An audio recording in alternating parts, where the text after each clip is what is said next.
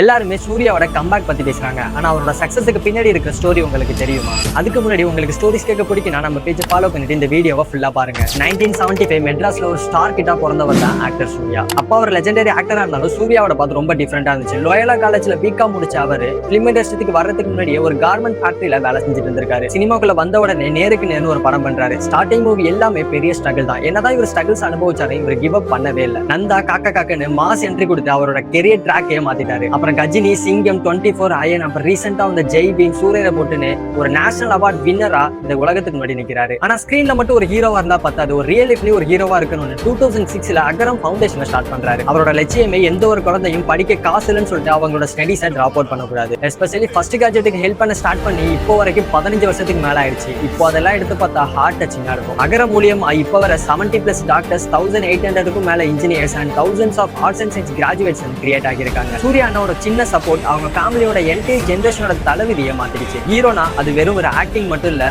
அதையும் தாண்டி சொசைட்டிக்கு திருப்பி கொடுக்கறது தான்.